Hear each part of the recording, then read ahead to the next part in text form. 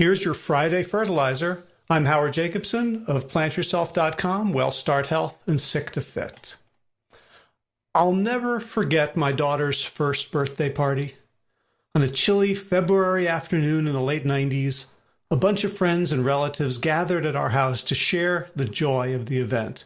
We had decorations, presents, singing, and of course, birthday cake. Everything went well until the cake. Being good hippie-ish parents, my wife and I had decided that we were going to raise our kids on healthy food only. We made our own organic baby food. It was pretty damn good, actually. No fast food, no refined sugar. And then our daughter took that first bite of chocolate birthday cake, the one from New Recipes from Moosewood Restaurant, the one with the raspberry jam between each of the 3 layers of cake, the one with the rich chocolate icing. At first, she was shocked, then wide-eyed with delight, then frenzied with the effort of stuffing as much of it as she possibly could into her mouth as fast as she could. And then, and I'll never forget this moment as long as I live, her eyes swiveled around to look at me and my wife, and she gave us this look brimming with outrage. It said, "You've kept this from me for an entire year? How dare you?" Love at first sight. For my daughter, chocolate cake was love at first sight, or should I say love at first bite. And to this day, she still enjoys a good slice of cake from time to time. And many of us have experienced love at first sight, or LAFS, laughs, in one form or another. Heck, I can tell you all the girls I loved at first sight, starting with Diana S. in first grade. The fact that few of them knew I existed did nothing to dim my ardor. There's nothing wrong with love at first sight. According to some psychologists, there are times when we know instantly that we found our soulmate, and it isn't just a matter of biased memory. It's not just a phenomenon limited to mating or masticating or other words starting with M that trigger our pleasure center. I had a LAFS experience of ultimate frisbee at Camp Ramah in 1977. And when I met the doggerel of Ogden Nash in 1981, and I'll never forget my first visit to Yankee Stadium after it reopened in 1976, walking through the walkway and seeing that beautiful expanse of green and all the stadium seating. So what's the problem with love at first sight? The problem with love at first sight. Love at first sight is misnamed. It's not really love, not in the deep, abiding sense. Instead, love at first sight experiences are typically centered around attraction and pleasure, rather than qualities like passion, commitment, and intimacy. Think about a person that you love deeply and have for a while. You may not be infatuated with them anymore, but you likely derive far greater personal satisfaction from the seasoning of your relationship. As Brad Stulberg and Steve Magnus write in The Passion Paradox, the whole idea of soulmates originated pretty late in human civilization with the Romantic movement of the 19th century. Before then, most societies saw love as a thing that a couple built through time, rather than a prerequisite for getting together. They write, more a process of cultivation than an instant connection.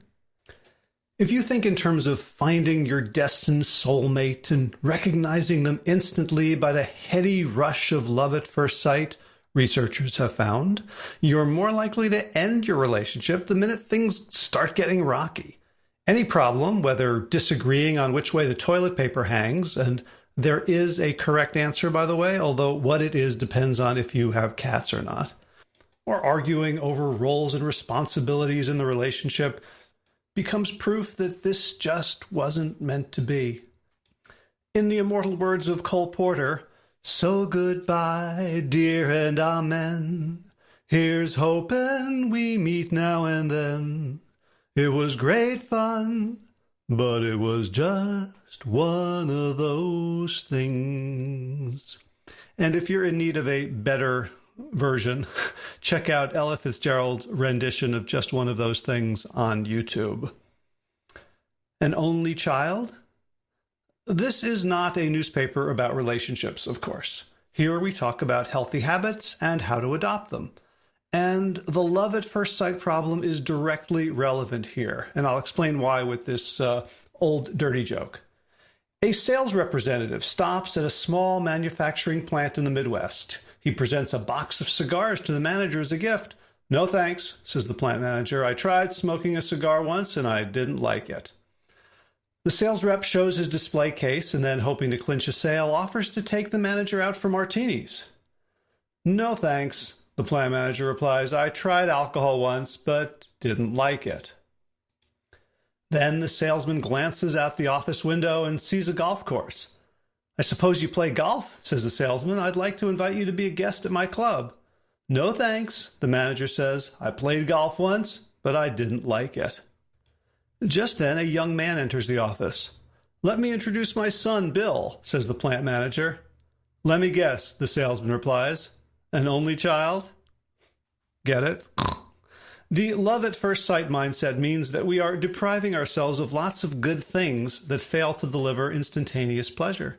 And while, of course, it's no tragedy to be averse to cigars and booze, and I would argue non-frisbee versions of golf, the joke makes its point clear in the punchline. There are things that are worth spending time getting to like. And if you are unclear about this, I recommend the Greg Brown song, "If I Had Known," which ends with this assessment of his first sexual experience. "And oh, if I had known, I'd do it all over again. Some things just get better and better and better than they've already been." Again, YouTube for the better version of that song. Love at first sight versus slow burn love. So love at first sight not only sets us up for failed relationships, it also makes us give up on experiences that aren't instantly transcendent. And for most of us, that includes healthy habits and activities that don't rock our world from minute one. I hear this all the time. "I tried kale, but I didn't like it." And this. "I started jogging, but I just didn't get into it." And this. "I downloaded a meditation app, but I didn't enjoy it." When we give up on things because they don't trigger love at first sight, we are by definition eliminating the possibility of adding the healthiest things to our lives. That's because the healthy stuff in our consumer culture is surrounded by foods and activities designed to be addictive. The food industry makes its money by creating products that achieve the bliss point of sugar, salt, fat, and mouthfeel that make us crave greater and greater quantities. Big tech battles for our attention using AI to create apps and experiences that we can't turn away from. Likes, infinite scrolling, autoplay next episodes, and variable rewards all turn us into payoff-hungry gamblers pulling slot machine handles and ignoring the rest of life. And everything else pales in comparison to the always available pleasure hits that our brain interpret as love at first sight. Give a kid a candy bar and see how excited they get by an apple after that. The real reason it's hard to do healthy things is that they tend to cost us in the moment and provide benefit in the future. Working out, hard and unpleasant now, feel and look and perform better later. Choosing a salad and baked potato over a cheeseburger and fries, unsatisfying now, much more satisfying later. We like what we know. And here's the thing about our preferences. We like what we're familiar with. Study after study has shown that we like flavors that we've eaten a lot in the past. We like people that we hang out with a lot. We like words that we're familiar with. The more we see a face, the more attractive we rate it. We value imaginary stocks higher if their imaginary ticker symbol looks like a real word we've seen before. Which means when we try something new, a vegetable, a sport, a meditation practice, we probably won't love it at first sight. But we can learn to love it if we persevere. In fact, we love things more when we have to grow to love them. When we struggle at first, but stay with it. That's when we move past love at first sight into passion, commitment, and intimacy. Lots of people tell me that they're not a runner because they don't enjoy running right now. Sure, it's fine for me because I love running, but they haven't found their exercise thing yet. I hated running when I started. In fact, most of the runners I know hated it at first. We grew to love it because it's an intrinsically good for us activity, and with time we made the connection. Now I get a dopamine rush as I lace my sneakers in anticipation of how good I'll feel when I'm on the move. Lots of people tell me that they hate vegetables. Lucky for me that I'm a kale and Brussels sprouts fan, but that's just not their fate.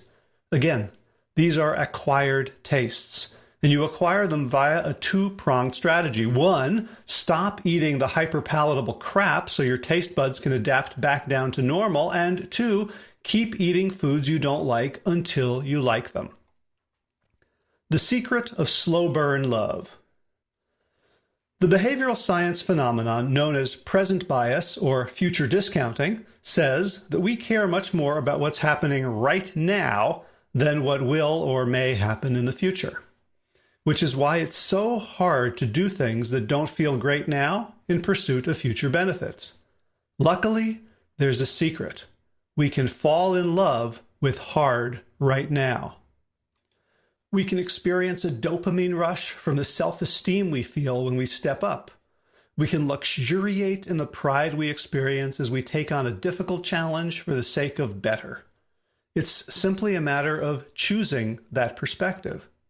I was talking with Josh Lajani this morning about how much his abs are hurting after a really tough core workout. He was saying how much he loves the feeling of this pain and how useful it is as he goes about his day. He said, I think about grabbing a Cliff Bar, but then I feel the ache and remember who I am and what I care about. So I grab a bottle of water and wait to eat until my next real meal. Sore abs don't feel great until they do. They mean pain and limited mobility until they mean you're the sort of person who does hard things in pursuit of better. They suck until they represent your best self. And at that point, the hard things stop being so hard. You start enjoying kale and running and meditating. And so you get to look for the next hard, to chase the next better. Hero practice. So the next time you think about something that you should do but don't like doing, or something that you should add to your diet even though you're not a fan, take a higher perspective. Focus less on the future benefit and more on the person you get to be right now in order to manifest that future benefit. Not the person you have to be, or the person you should be, or the person you need to be, but the person you get to be, the person you want to be. Pretty much every Hollywood movie has this moment where the hero gets tested. Actually, two moments. Because the first time, the hero fails the test because they lack some important quality. Courage, often, or maturity, or skill, or drive, or knowledge. And the purpose of the plot from that point on is to put them in situations where they are forced to develop the quality they're lacking. And the climax occurs when the hero is tested a second time for much greater stakes, and this time emerges victorious. You are the hero of your life, and every moment can be that second test. Whether it's just one bite of kale or 3 minutes of walking. What's important isn't the magnitude, but the direction and intention. The habit can grow with time. The resolve exists in perfection in this moment. Which relationship would you rather be in at the end of the day? Rae Jepsen, hey, I just met you and this is crazy, but here's my number, so call me maybe. Or Neil Young, because I'm still in love with you. I want to see you dance again because I'm still in love with you on this harvest moon. Be well, my friends.